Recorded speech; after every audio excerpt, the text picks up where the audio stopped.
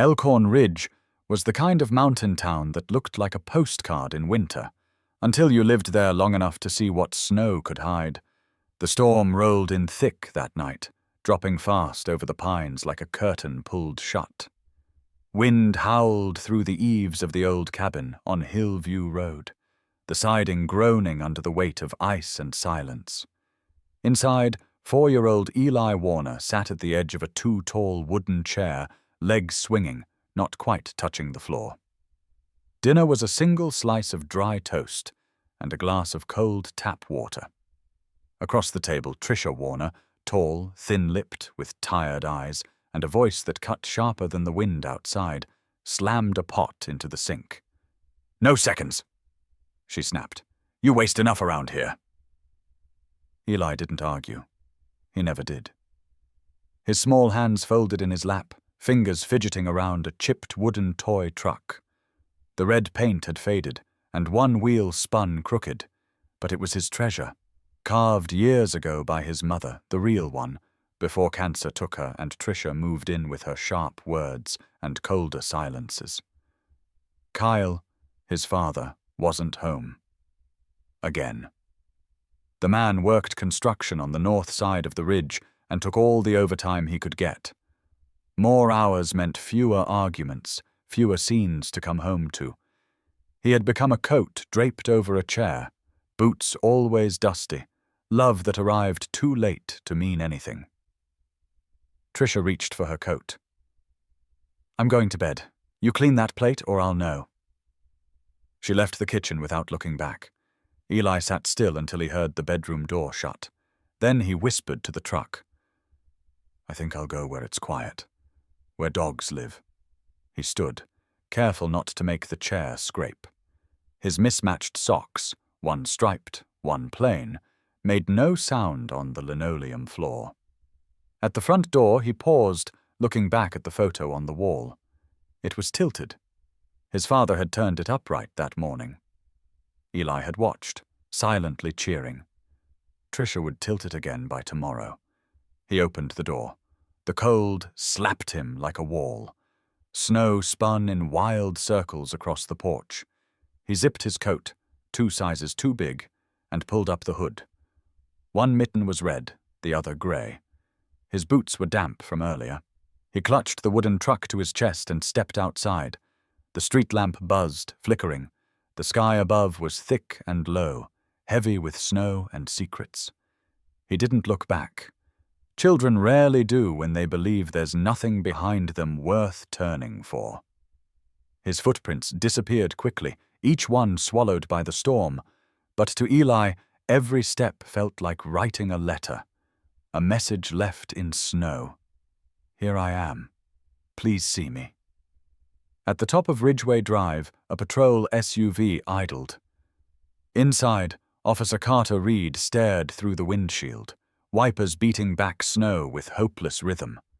His canine partner, Ranger, stirred in the back kennel, muscles tensing beneath thick fur.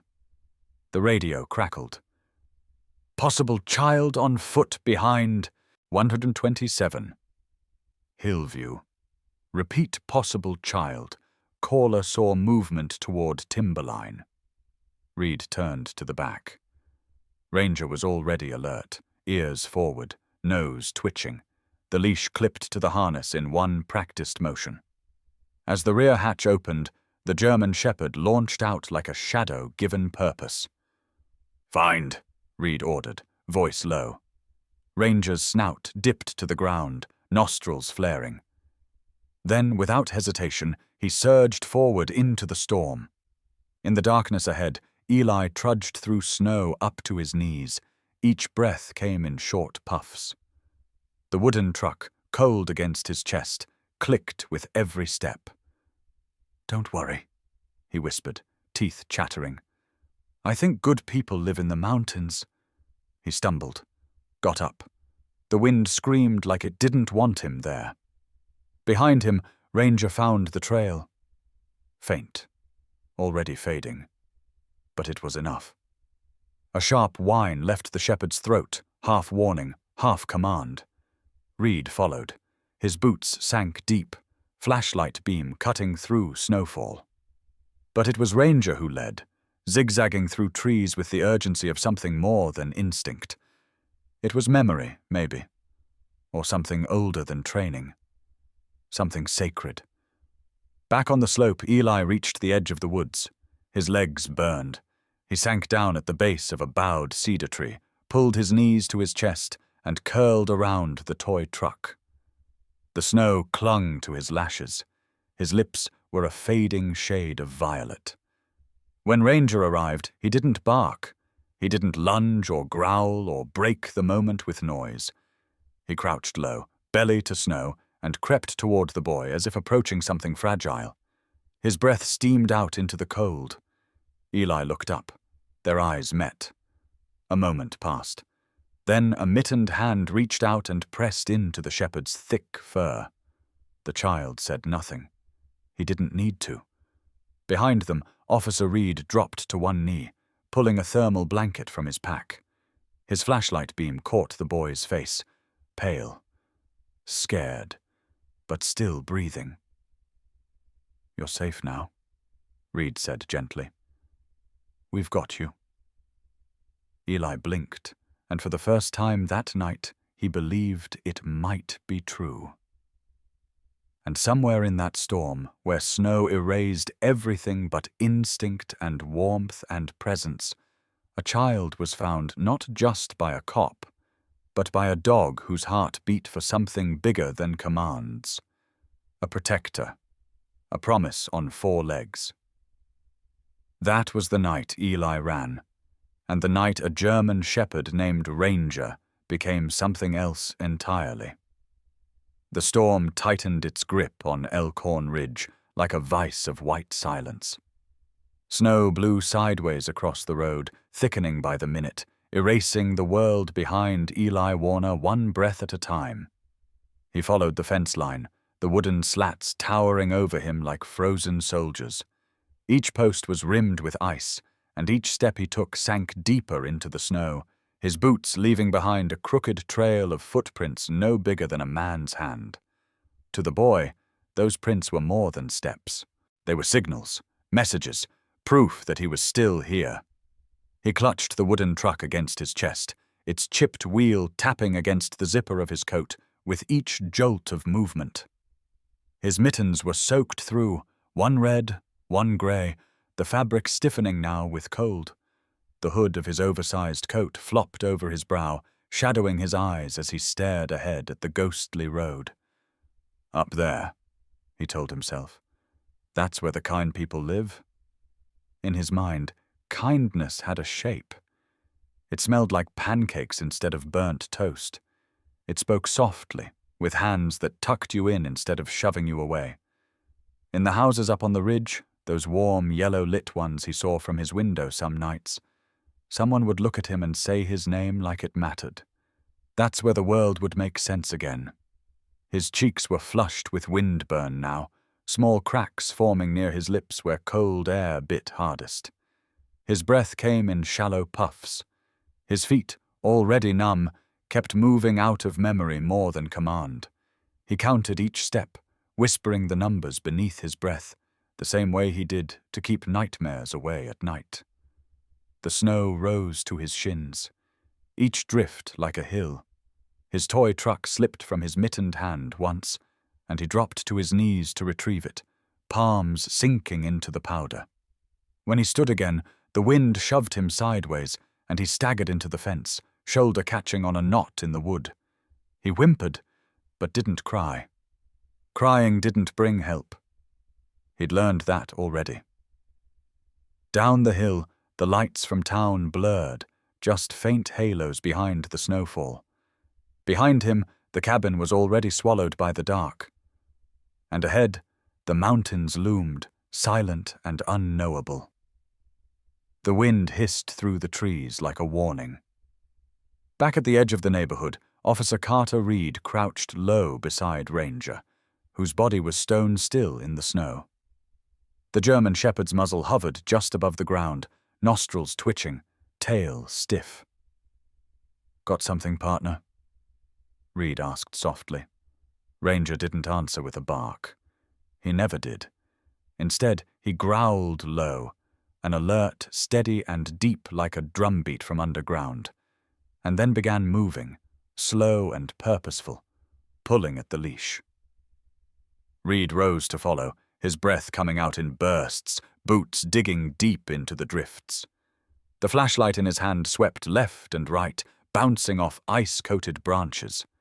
Every now and then he glimpsed the trail, a tiny boot print, half filled already with fresh snow. "Good boy," he said, breath fogging the air. Ranger surged ahead, then slowed again, ears pivoting forward. He was not just following a scent. He was listening too, every muscle tuned for the faintest sign of distress, of breath, of heartbeat. Ahead of them, Eli kept walking.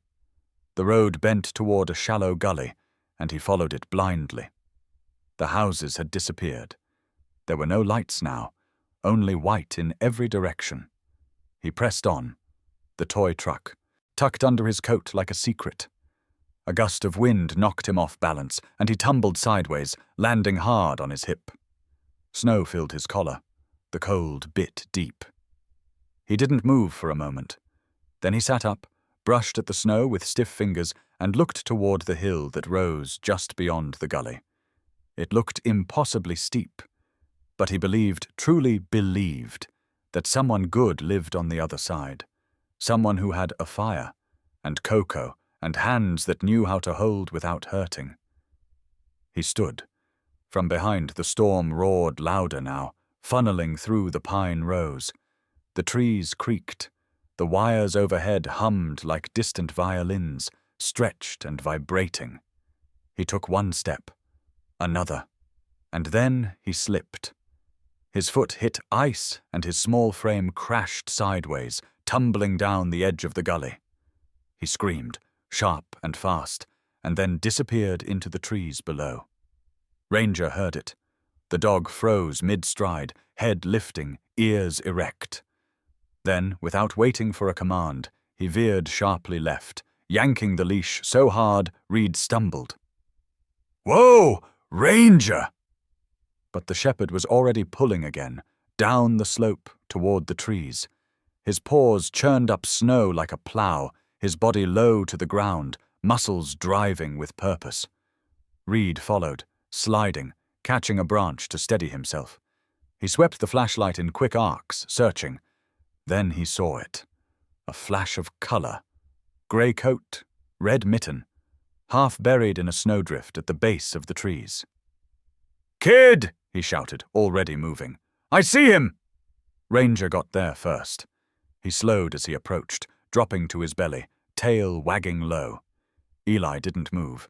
His face was pale, eyelids fluttering. His hand gripped the toy truck still, buried halfway in snow. Ranger nosed him gently. Then again, firmer this time. Eli stirred, blinking up into the face of something warm and alive. "Hi," he whispered. Ranger whined softly, then pressed his body against the boy's side, sharing heat without hesitation. Moments later, Reed dropped to his knees beside them.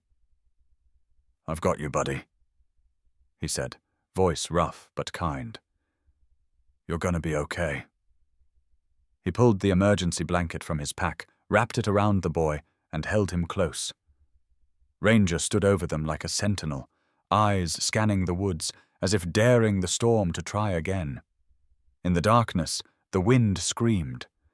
But under that tree, a boy began to warm, a cop began to breathe easier, and a dog stood like a soldier, ready to protect them both. The storm was entering its third brutal hour when Officer Carter Reed adjusted the volume on his patrol radio and glanced into the rearview mirror. In the back of the SUV, Ranger sat perfectly still, his breath fogging the small window, his eyes fixed forward. The German shepherd didn't pant, didn't fidget. He waited, watching, listening. They were parked at the edge of a fire service road that cut into the Elkhorn Ridge National Forest. The snow had swallowed the tire, tracks behind them. Only the red and blue reflection of the emergency lights pulsed faintly against the swirling white. Reed leaned forward, elbows braced on the steering wheel, waiting for dispatch to confirm what he already suspected. The radio cracked to life. "Unit 5, we've got a call in from a neighbor off Hillview. Said they saw something, possibly a child, moving toward the tree line. No one answered at the residence." Reed was already shifting into gear before the voice finished. "Copy. Unit 5 en route. K9 on board." He didn't need more than that. Reed reached back, unclipped the kennel latch. "Up, Ranger."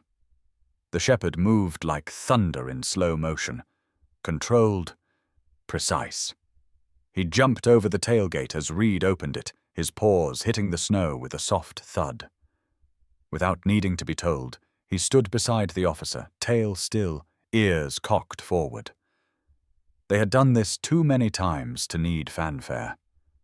Reed knelt in front of him, clipped the search harness into place. The metal tag etched with the badge number caught a flash of light as it swung. He tightened the strap across Ranger's broad chest. "Kid's out here somewhere," Reed said quietly. "Do your thing." Ranger didn't bark. He lowered his nose, began to circle. The wind tore through the pines, shrieking above their heads. Snow flurried in violent spirals, covering the frozen ground with new layers by the second. Any trail would be fleeting, barely more than scent memory. But that was enough. Suddenly, Ranger stopped. One paw lifted, his tail stiffened, pointing like a signal flare toward the slope beyond the road. Reed straightened. "What have you got?" The shepherd didn't wait for permission. He pulled forward, nose to the ground, pacing fast now. The leash jerked in Reed's hand. Reed followed. Boots plunged into snow that reached mid-calf. His breath came heavy, every exhale a puff of white in the dark. The flashlight cut through the storm in quick arcs, scanning trees, fences, empty driveways. Then he saw it. Just for a second. A tiny footprint in the snow, no bigger than a dollar bill. Already half filled by new snow, but still sharp around the edges. Reed crouched. He touched it gently with a gloved finger. The toes pointed uphill. "Attaboy," he muttered. "You're locked in, aren't you?" Ranger moved faster now, each step more urgent. His nose tracked left, then right, adjusting course. The leash grew taut again. The trail bent through a thicket of scrub pines. Branches clawed at Reed's coat as he ducked and pushed through. The dog never slowed. His body stretched low, almost skimming the snow, ears twitching constantly. Another footprint. A mitten. Reed froze. Just a flash of red in the white. He grabbed it, held it up. The fabric was damp, beginning to stiffen. He lifted the radio to his shoulder. "Unit 5, this is Reed. K9 has live trail, found child's item, continuing north-northeast toward the lower ridge." "Copy that. Back up en route." "Storm, escalation level 4. You're on your own for now." "Understood." He dropped the radio, gripped the leash tighter. The storm was worsening, the kind of cold that burned skin and bit through layers. They'd have minutes, not hours, once they found the kid. If he was still moving, there was hope. If he was down... Reed didn't finish the thought. Ranger let out a low growl. Not aggression. Focus. Then the dog broke into a lope, dragging Reed toward the tree line. They crossed a small creek where ice snapped underfoot, climbed a rise that left Reed gasping. Ranger didn't care. He kept going, shoulders rolling under the harness as if the storm didn't exist. At the top of the hill, the dog stopped cold. He raised his snout and howled. It wasn't loud, but it was sharp, rising, cutting through the wind like a flare. Reed stopped, heart thudding. He scanned the slope below, a bent cedar tree, a lump at its base. "Eli!" he shouted. Nothing. He stumbled forward, slipping once, catching himself on a buried root. Ranger moved faster, bounding ahead, circling, then lying down next to the small shape in the snow. Reed dropped to his knees. It was the boy. Curled up, eyes closed, skin pale, lips tinged blue. His body shook faintly with a shiver that was fading. A chipped wooden truck rested against his chest, half buried under snow. Reed's throat tightened. "Hey, kid. I'm Officer Reed. You're gonna be okay, all right? You're safe." He shrugged off his parka, wrapped it around the child's frame, pulled the emergency blanket from his side pouch. Ranger lay close, his body pressed against the boy's legs. The shepherd didn't move, didn't bark. He just watched, guarded, protected. Reed reached for his radio. His fingers shook as he pressed the button. "Dispatch Unit 5. I've got him. Child located, unresponsive but alive. Request EMS at Forest Road, marker 12. The radio hissed. "Copy Unit 5, medical in transit. Stay with him." Reed looked down. Eli's eyes fluttered, then opened. He stared up at the officer, then at the dog. A tiny voice, cracked with cold, whispered, "Is he my dog now?" Reed smiled, tears stinging his eyes behind the wind. "He's yours for tonight, kid. He's watching over you." Ranger leaned closer, pressed his head gently into the boy's side.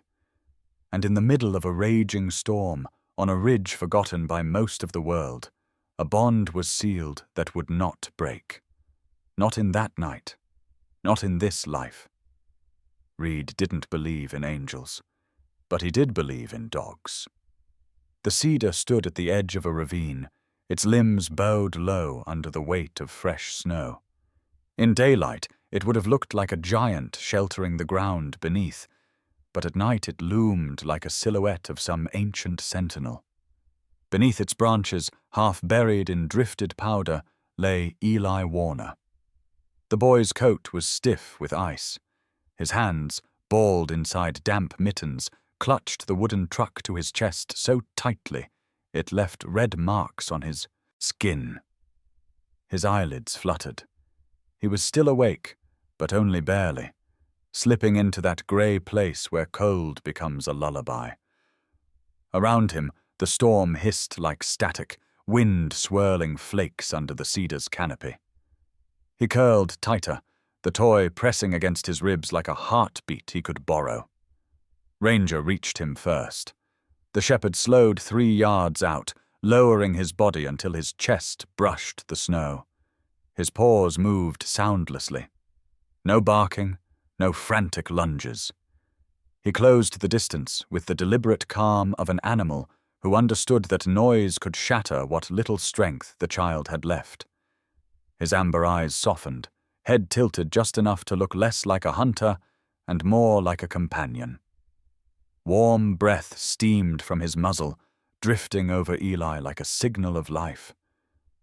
Eli blinked at the dog. For a moment he thought he had conjured Mr. Wolf from his window drawing. The ears were tall, the tail thick. He reached out one mittened hand, trembling, and let it fall onto the thick fur at Ranger's neck. The heat startled him. He pressed harder. The dog leaned in, closing the space until his flank touched the boy's knees. The weight of him was steady, an anchor in a white sea. Carter Reed crashed through the last row of pines seconds later, panting hard, boots sliding on the ice. His flashlight beam caught the scene. The boy curled under the cedar, the shepherd pressed close like a living wall. For a heartbeat he just stared, the image burning into him. Then he dropped to one knee beside them. "Hey, buddy," he said, voice pitched low and even. "You're safe now. I've got you." The boy's eyes flicked to him, but didn't leave the dog. Reed unzipped his parka, stripped off the emergency blanket from his pack, and wrapped it snugly around the child's shoulders. The fabric crackled as it unfolded, bright orange against the snow. Eli shivered at the sudden touch, then sagged into it, eyes closing again. "Stay awake for me," Reed murmured. "What's your name?" "Eli," came a whisper, so thin it almost didn't make it through his lips. "That's a strong name," Reed said. "You're doing great." Ranger shifted slightly, placing one paw across Eli's legs. Not possessive. Protective. His ears flicked backward to Reed, then forward again, scanning the dark. Snow was still falling hard. The storm had teeth here, sharper than anywhere else on the ridge. Reed knew they couldn't stay long. He pressed the radio to his shoulder. "Dispatch Unit 5. Child located, hypothermic, but conscious. We're at the Cedar marker off Forest Road. Need EMS to push as far as possible." The radio hissed. "Copy Unit 5. We'll try to get a snowcat up there. 20 minutes." Reed's jaw tightened. 20 minutes was a long time in this kind of cold. He tucked the blanket tighter under Eli's chin. "I'm not leaving you, kid. We're staying warm until help gets here." A low crack split the air. Not thunder. Wood under strain. Reed's head snapped up. The storm had shifted the drift above the ravine. Snow was beginning to slide, heavy enough to bury anything beneath it. "Ranger," he said sharply. The dog's head jerked toward the sound. His ears pricked. He moved from the boy's side to the edge of the drift, sniffing, calculating. Then he did something Reed hadn't seen since the army days. He lunged up the slope and started clawing a narrow channel into the snow, his body working like a plow, carving a small trench. Reed understood instantly. If the drift broke, that channel might deflect the weight just enough to keep it from falling straight onto them. "Good boy," he muttered, heart hammering. He dragged Eli a foot to the right, tucking him closer to the cedar trunk. The boy stirred, eyes opening halfway. "Dog," Eli whispered. "My dog?" "He's ours for now," Reed said. "He's doing his job." The drift above creaked again, but held. Ranger scrambled back down, chest heaving, snow caked in his fur. He returned to Eli's side, pressing his body against the boy, sharing heat without being asked. Reed glanced at the boy's face. Pale but no longer blue at the lips. His small fingers stroked the shepherd's neck. Slow and tentative. The officer felt something shift in the air. Not the storm. Something quieter. The moment when a frightened child begins to believe he's not alone. "You're safe now, buddy," Reed repeated, softer this time. Eli's eyes blinked open a little wider. "He's warm," he whispered. "Yeah," Reed said. "He's warm. He's been looking for you." Outside their little triangle of warmth, the forest howled. But under the cedar, in the glow of Reed's flashlight and the hush of falling snow, a fragile peace held. The boy had been found. The shepherd had done more than track a scent. He had crossed a distance no adult could measure, from fear to trust, and carried a child with him. Reed tightened the blanket once more. "Hang on," he said. "We're getting out of here together." Ranger lay his head on Eli's knees, amber eyes scanning the dark, his body a silent vow. The storm still had teeth, but now it would have to get through both of them first.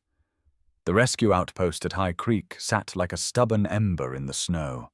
Small, square, timber-framed, and half-buried in drifts, it barely looked like enough to hold back the storm. But from its chimney rose a single, unwavering thread of smoke, and inside, the air was thick with the scent of cedar and heat. Officer Reed carried Eli through the door with both arms, the boy wrapped in thermal blankets, his head resting against Reed's shoulder.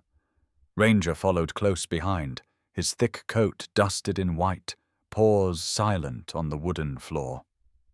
The door banged shut behind them, and for a moment, The warmth inside clashed with the cold still clinging to their clothes. Rosa Martinez looked up from the stove. She was in her 30s, quick-eyed and calm in a way that made people instinctively trust her. Her dark curls were pinned up, and her hands moved with muscle memory more than thought.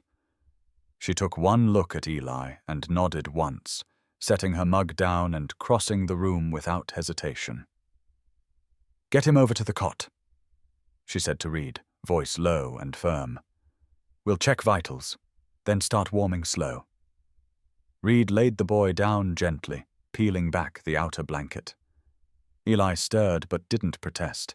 His face was colorless, his lips still edged in blue, but his eyes were open, wide, watching.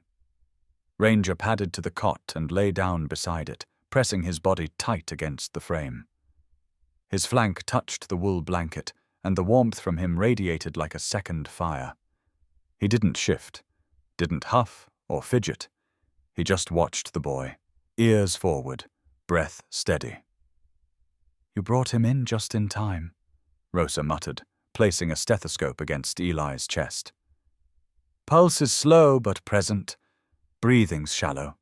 Hypothermia, mild to moderate. He's lucky." Reed nodded. "He didn't cry once. Kid's tougher than most grown men I know. He's also 4, she said, glancing up. "They don't always know they're supposed to cry." Rosa set a cup on the stove, filled it with hot water, and stirred in cocoa powder from a tin labeled in marker. "No marshmallows, but it's warm and sweet." Eli's eyes flicked to the cup. Then to Ranger. "You like chocolate, sweetheart?" Rosa asked, crouching to his level.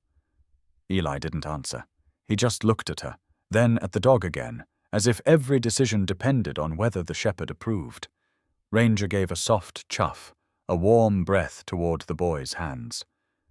"I think that means yes." Rosa smiled. She handed the cup over slowly. Eli sat up, clutching it with both hands, the blanket falling to his lap. The cocoa was hot, not scalding. He brought it to his lips and sipped carefully. His cheeks flushed pink, just slightly. It was the color of returning. Reed knelt beside the cot. "You did good out there, Eli. Ranger says so too." The boy looked at him, then back at the shepherd. "Can I—" He hesitated, voice cracked and small. "Can I hug him?" Reed didn't answer. He didn't need to. Ranger stood slowly, stepped forward, and lowered his head onto the blanket beside Eli's thigh. The boy reached out, tentative. Then, with both arms, he wrapped himself around the shepherd's neck. It wasn't a strong hug. It trembled, and the hands that held on were still pink from cold. But it was real, whole. Something had broken in the storm, and something else was beginning to heal. Rosa looked away, busying herself with the kettle. Reed blinked once. Slow. Ranger didn't move. "He's heavy," Eli murmured into the dog's fur. "Strong, too," Reed said. "You're his priority now." The boy didn't reply, but he didn't let go either. Outside, the wind pressed at the windows, but these logs in the stove snapped loud, sending light dancing across the walls. The room was warm, and it wasn't just the fire. After a while, Rosa returned to check vitals again. Eli was still hugging Ranger, the mug empty in his lap. "You're going to stay here for the night," she told him softly. "There's a bed, and Ranger can sleep next to you." "Really?" "Really. You're safe here." Eli's eyes lifted to Reed, as if to confirm. Reed smiled. "Safe as it gets, kid." The boy's shoulders lowered, not slumped, released, as if he'd been carrying something heavy and invisible for too long, and now it could be set down. The radio crackled from the desk. Unit 5, status check. Reed pressed the button. Child located and stable. High Creek Outpost, awaiting CPS and backup. Copy, stay put, road still closed, storm intensifying. Rosa poured another cup of cocoa and handed it to Reed. You look half frozen yourself. I've got the easier job, he said, sipping. Ranger did the hard part. The dog, hearing his name, thumped his tail once without moving his head. Eli giggled softly. That means he agrees, the boy said. Reed chuckled. Yeah, he usually does. Eli shifted under the blanket. Can I call him something else? Reed raised an eyebrow. Like what? The boy thought for a long moment, then whispered, Mr. Wolf. Ranger's ears perked. Reed tilted his head. Mr. Wolf, huh? Because he's brave, Eli explained, but polite. There was no argument to be made against that. Reed nodded. Fair enough. Sergeant Ranger, meet Mr. Wolf. Rosa laughed quietly at her station. The moment wasn't dramatic or loud, but it meant everything. The fire cracked, the wind pushed against the glass, and in the small cabin under snow and sky, a boy who'd walked out into a storm now leaned against something solid, something living, and began to believe again. He finished the last sip of cocoa, then lay back down with Ranger curled at his side. One small hand never left the shepherd's fur. And for the first time since he stepped into the cold, Eli closed his eyes. Not because he was scared, because he finally could. The wind howled like a wounded animal through the pine ridges as dusk bled into night once more over Elkhorn Ridge. Inside the High Creek Rescue Outpost, the storm raged like it hadn't yet made its point. The windows rattled with the push of another gust, and snow tapped in angry fingers across the glass panes. But inside, it was warm, quiet. Eli lay curled on the cot, blanketed, with Ranger pressed close against his side. The boy's chest rose and fell in slow, even rhythm. Beside him, Officer Carter Reed sipped weak station coffee, his eyes trained on the crackling fire. Rosa moved quietly behind him, prepping bandages and updating the chart with light scratches of pen. Outside, darkness pressed close, swallowing the road, the trees, and the sounds of the world. Then came the knock. It wasn't gentle. It was fast, sharp, followed by a fist slamming against the wood once, twice more. Reed was on his feet in a second. Ranger rose too, head snapping toward the door, ears up, muscles tight. Rosa paused mid-step. The door swung open. Tricia Warner burst in, her coat flung half over her shoulder, snow clinging to her jeans, hair wild and soaked. Her cheeks were flushed, not from cold, but fury, and her eyes were already locked on the boy. "What the hell is going on here?" she snapped. Reed's body shifted between her and the cot before she could take a step further. "Mom, you need to stay where you are." "That's my stepson," she hissed. "You don't get to keep him like some lost dog you found in a ditch." "You weren't the one who found him," Reed said calmly. "And he wasn't in a ditch. He was a half-mile from falling into a ravine." Tricia scoffed, stepping forward. Ranger didn't growl. He didn't need to. He moved with silent authority, positioning himself between her and the cot, his body blocking her path, his eyes unblinking. Tricia faltered. "He ran away," she said quickly, trying to soften her voice now. "That's what kids do. They throw fits. You don't go treating it like a crime. Leaving a 4-year-old in freezing conditions with no food or supervision, that's not a tantrum. That's survival. I didn't even know he was gone until... That's the point." Reed cut in, his voice no longer soft. "You didn't know. She tried to shove past him. That was the moment the ice cracked. Literally. The porch hadn't been cleared since the last wave of snow. A layer of thick frost had formed over the planks, and when Trisha's boot heel landed on the edge, it gave out from under her. Her foot slipped sideways. She let out a strangled cry as her body tilted, twisting toward the edge of the elevated porch. Beyond it was a steep slope, a long tumble of rocks, snow, and trees. Ranger moved. Not with hesitation, not with panic, with precision. He lunged forward, teeth catching fabric, not skin, clamping down on the thick edge of her jacket's shoulder. Reed shot out a hand at the same time, grabbing her forearm as her legs went out from under her. Snow burst upward around her boots as the two forces pulled, one human, one canine, yanking her backward onto solid ground. She crumpled with a thud against the porch wall, eyes wide, breath ragged. Ranger stood over her. He didn't growl, didn't bark. He just stood, watchful, breath steady, his eyes sharp and bright, as if he were still waiting for her next move. For a long moment, no one spoke. Trisha was shaking, though whether from cold or shock was unclear. She looked at Ranger, at the dog who had just saved her from a fall that would have been unforgiving, maybe fatal. Her lip trembled, not with gratitude but confusion. Something unspoken passed across her face, recognition, maybe, or shame. "That thing bit me," she whispered. Reed shook his head. "He didn't bite you. He held you." She tried to stand. Reed helped her up, firm but unkind. "You want to call a lawyer?" he asked. "Or maybe an ambulance instead? Because I can do both." She didn't answer.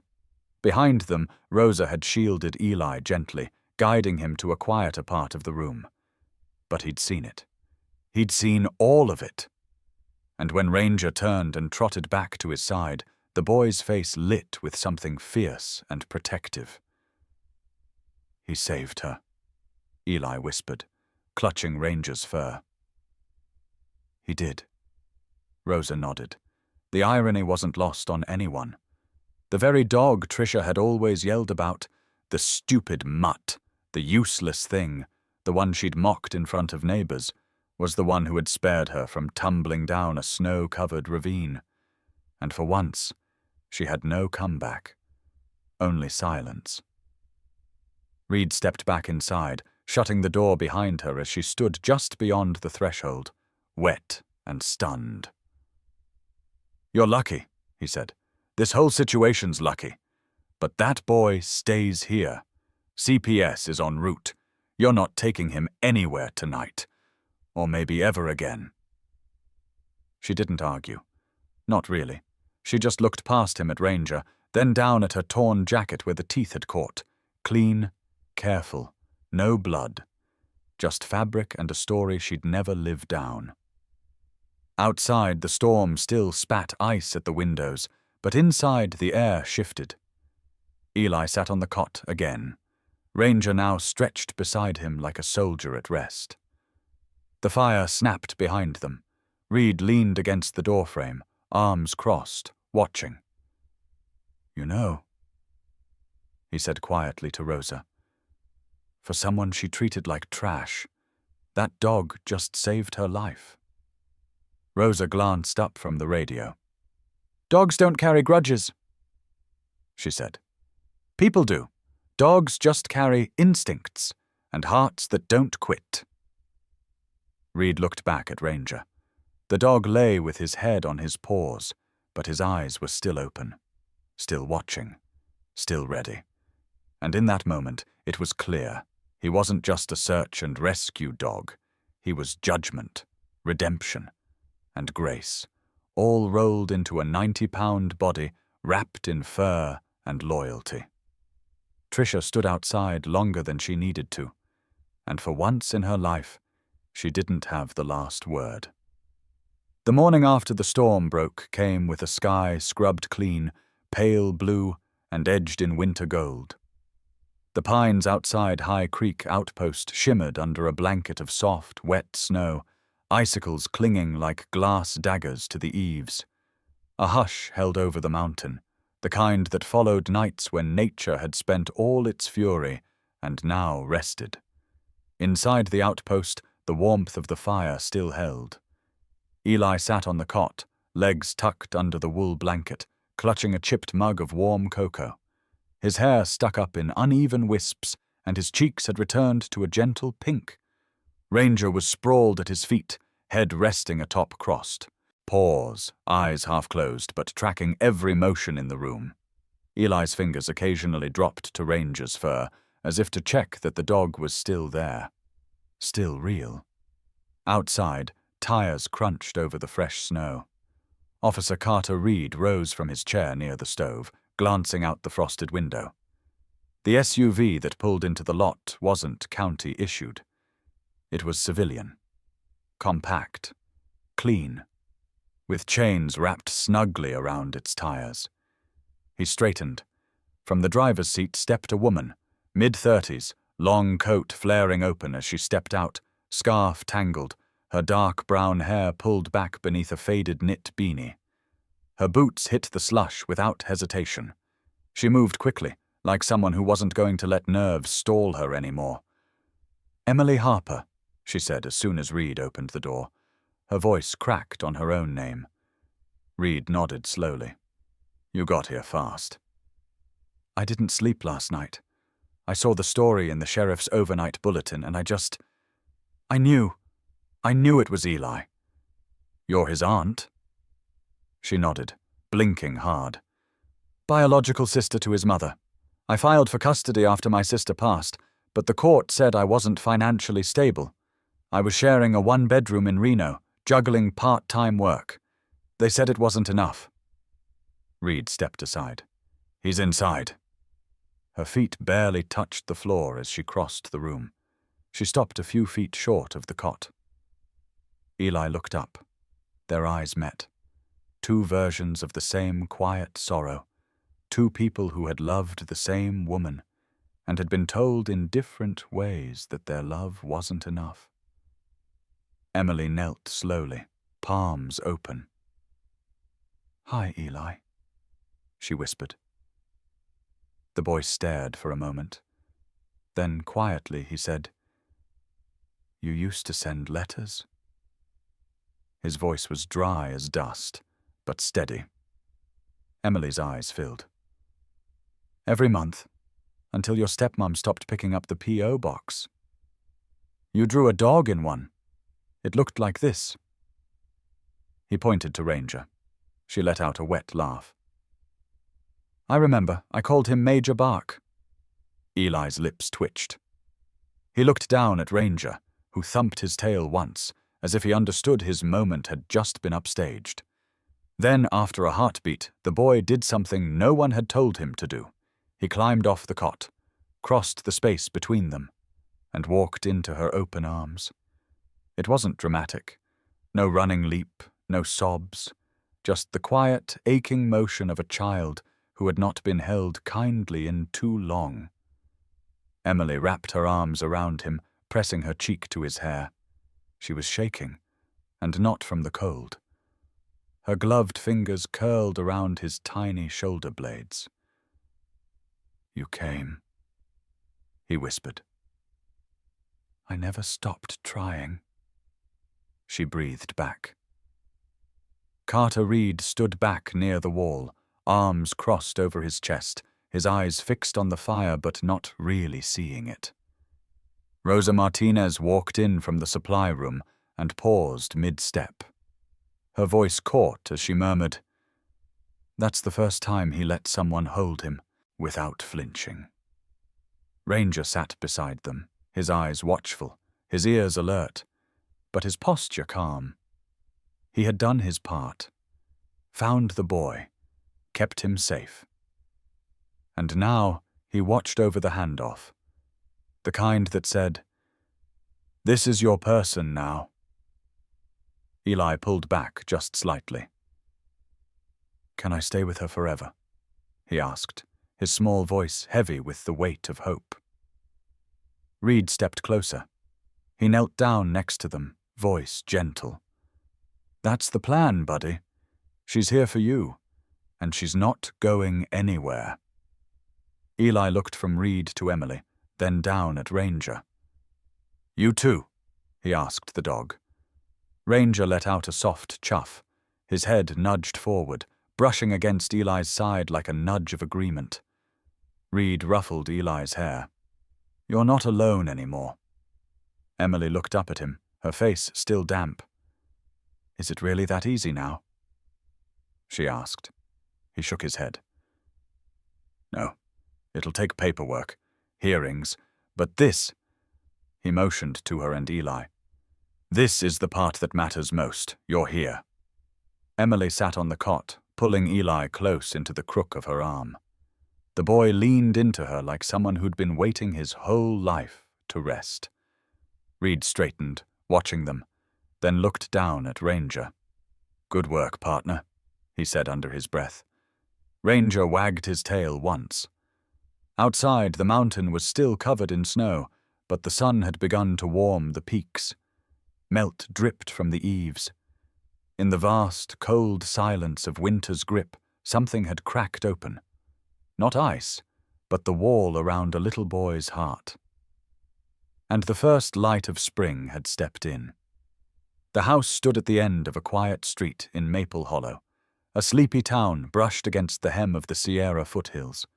It wasn't much, just a small one-story with peeling white paint and a slightly sagging porch. But the windows had yellow curtains that caught the morning light like sunlight bottled in cloth. And for Eli Warner, it might as well have been a castle. It had been 2 weeks since the court had granted Emily Harper temporary custody. 2 weeks since Eli had left the storm and the cold and the weight of a house that never felt like home. In that short time, the boy had learned what it felt like to wake up to the smell of pancakes, to fall asleep with a nightlight and not a slammed door, and to laugh. Real laughter, not the nervous kind that disappeared halfway out of his throat. On this Saturday morning, the front yard was a mix of patchy grass and snowmelt. Ranger stood at attention near the porch steps, tail sweeping lazily back and forth. He wore no vest today, no leash, just fur, breath, and the kind of quiet readiness that defined him. "Okay, ready?" Officer Carter Reed crouched beside Eli, holding out a neon green tennis ball. Eli's eyes were wide, his cheeks flushed from the chill, but he was smiling in a way he hadn't smiled in months. "Ready?" he chirped. Reed handed him the ball. "Give it your best shot, buddy. He's fast, but not that fast." Eli pulled his arm back and hurled the ball with all the strength a 4-year-old could muster. It soared about 10 feet, bounced once on the grass, then skidded to a stop. Ranger was off in an instant. The shepherd's body moved with smooth precision, low to the ground, ears forward, eyes locked. He scooped the ball before it rolled beneath the porch and trotted back with a proud air, his tail waving like a flag. Eli clapped. "He caught it." "He always does," Reed said, grinning. The boy took the ball again and threw it a little farther this time. Ranger darted after it, then returned, dropping the ball gently into Eli's waiting hands. The game continued, a rhythm forming. Throw, run, return. Over and over. Emily watched from the porch, hands wrapped around a mug of tea. Her eyes were soft, crinkled at the edges. Behind her, the yellow curtains swayed in the breeze, as if the house itself was finally breathing easier. After several tosses, Eli plopped down in the grass, breathless and beaming.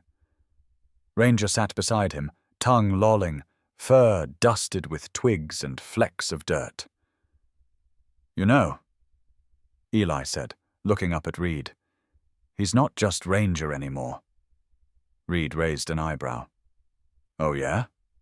He's Mr. Wolf, but polite." Reed laughed, then turned to the shepherd. "You hear that, partner? Promotion." Ranger let out a small chuff, as if in acknowledgement. Eli leaned into him, resting his head against the dog's warm side. "Mr. Wolf is braver than any superhero," Eli said quietly. "But he knows when to be gentle." Emily stepped down from the porch, kneeling beside her nephew. She ran her fingers through his tangled hair. "You know who else is brave?" she said. Eli looked up. "You," she said simply. His smile faltered for a beat, then bloomed again. "Do brave kids get cookies?" "Only if they eat lunch first," she said, ruffling his hair. Reed stood and stretched. "We just came to say hi. Didn't mean to crash the weekend." Emily shook her head. "You didn't crash anything. You brought life back into this house." As Reed turned to leave, Eli scrambled up and grabbed the officer's hand. "Will you come back again?" Reed looked down at the boy, then to Emily, then to Ranger. "We wouldn't miss it," he said. As the cruiser pulled away and the sun caught the badge on the dash, Eli stood barefoot on the porch, Ranger at his side. He waved until the car disappeared around the bend. Then, turning to the shepherd, he whispered, "They say dogs don't talk, but I hear you anyway." Ranger nudged his palm with his nose. In that moment, with the yellow curtains behind him and the warm earth under his feet, Eli didn't feel like a boy who had run through a storm. He felt like a boy who had made it out the other side. And standing guard beside him was not just a dog. It was Mr. Wolf, his friend, his hero, his angel with paws. The courthouse in Maple Hollow was a low stone building from the 1940s, its walls lined with faded photographs of past judges and county fairs. Outside, snowmelt dripped from the roof, splashing into puddles that reflected a thin winter sun. Inside, the air smelled faintly of varnish and cold coffee. Everything about the place seemed designed to muffle noise, to keep emotions behind walls. Eli sat on a wooden bench at the side of the courtroom, legs swinging above the floor, a small figure in a space built for adults. His hair was combed neatly, his shirt buttoned, but he still clutched the small wooden truck his mother had carved for him. Emily sat beside him, a steady hand on his back. She had dressed simply, in a navy blouse and a grey cardigan, but there was a kind of quiet determination in her posture that made her seem taller than she was. At the front, Judge Arlene Boone adjusted her glasses and glanced over the stack of files before her. She was a silver-haired woman with sharp, clear eyes and a reputation for being fair but unsparing. Her voice, when it came, was level. "This hearing is now in session." On the opposite bench, Tricia Warner sat stiff-backed, her hair pinned up too tightly, her lips pressed thin. She wore a dark blazer as if it could armor her. She had been quiet through most of the morning, only speaking when her attorney whispered in her ear, but there was a tremor in her hands, small but visible.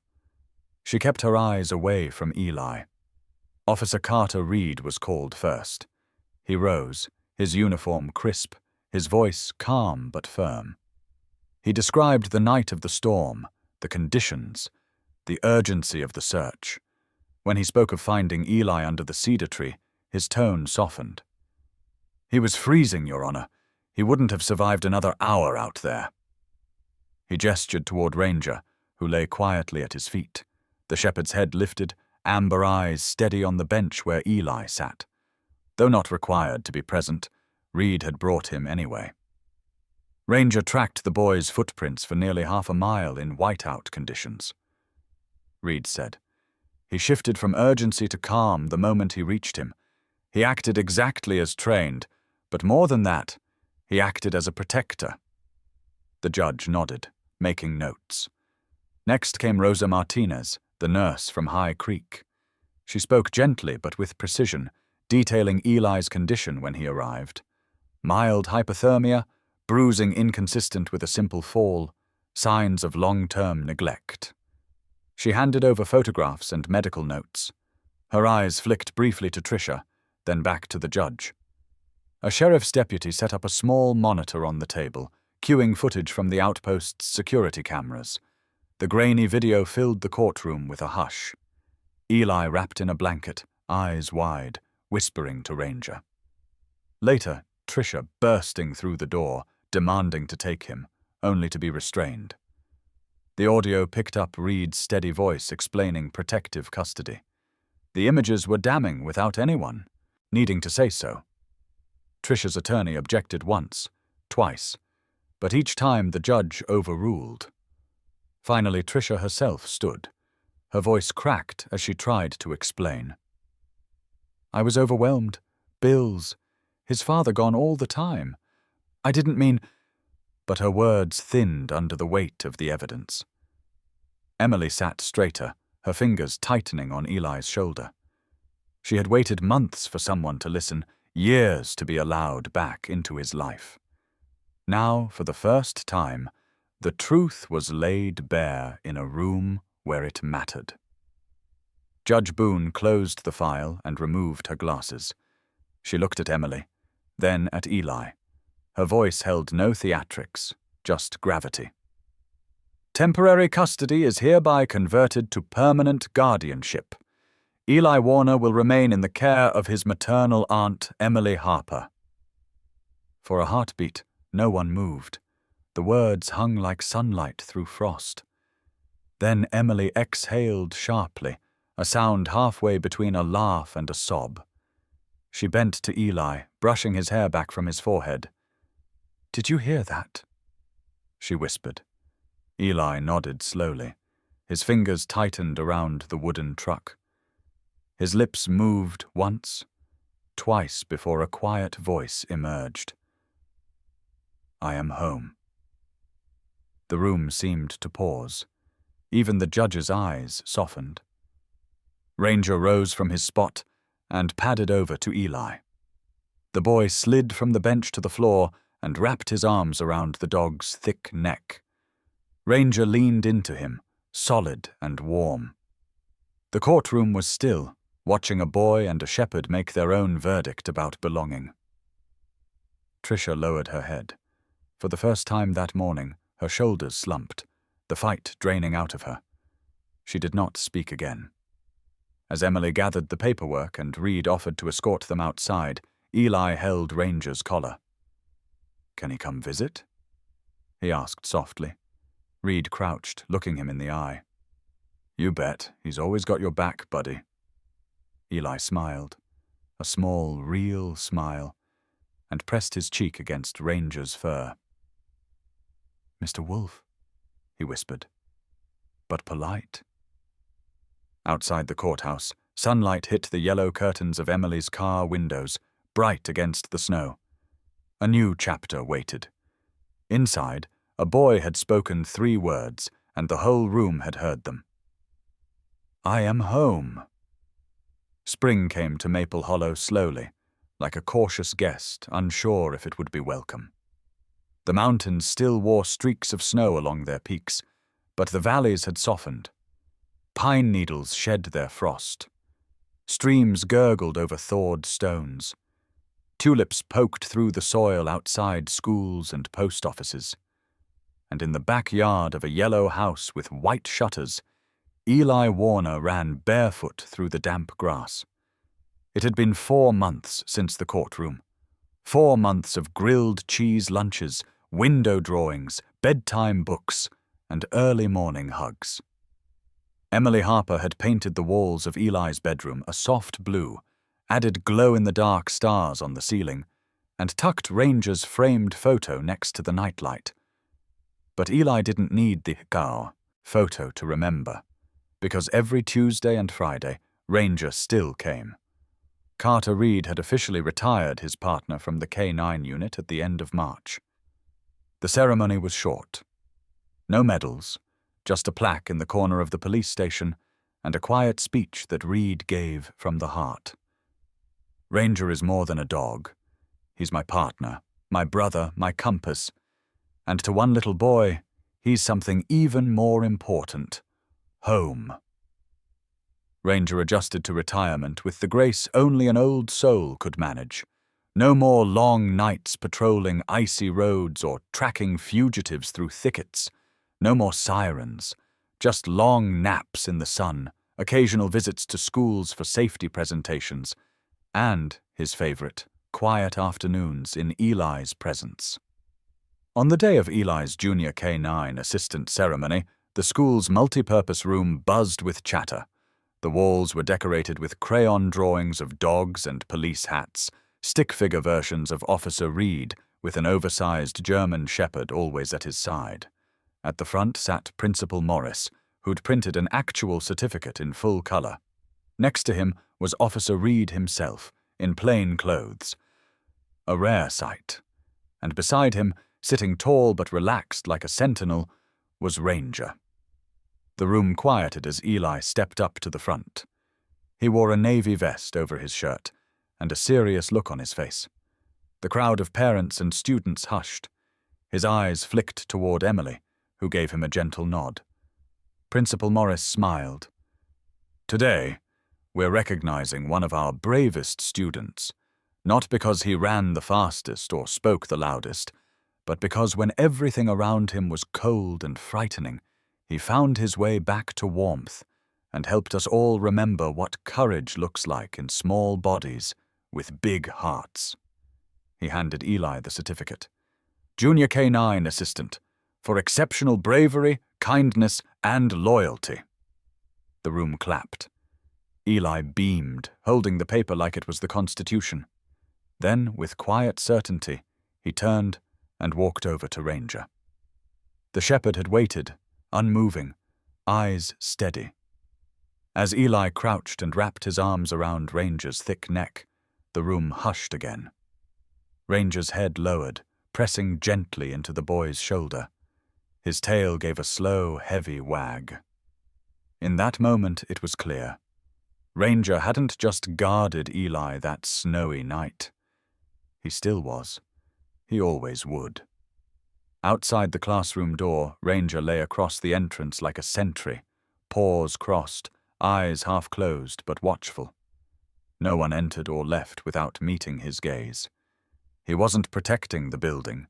He was guarding the boy who had once whispered into his fur with frozen lips and frightened heart. After the ceremony, Emily and Officer Reed stood by the playground as the kids ran wild. "He still calls him Mr. Wolf," Emily said with a soft smile. Reed chuckled. "Polite, though. Very." Then she glanced at him, more serious.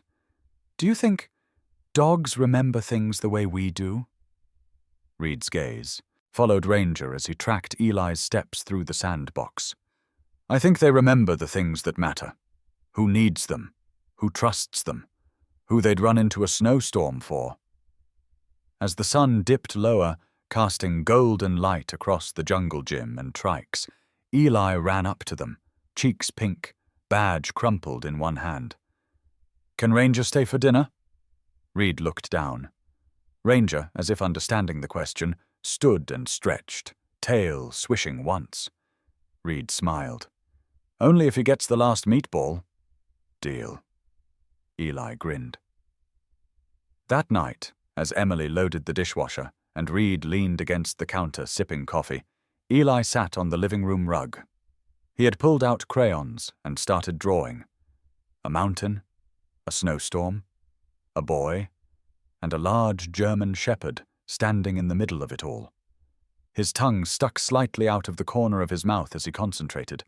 He colored Ranger's tail extra long. "I gave him a cape this time," Eli said quietly. Reed looked over. "Why?" "Because heroes should wear capes," the boy answered, matter-of-factly.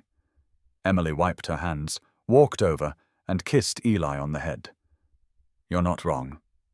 Later, Ranger curled beside Eli's bed, his body pressed close to the mattress.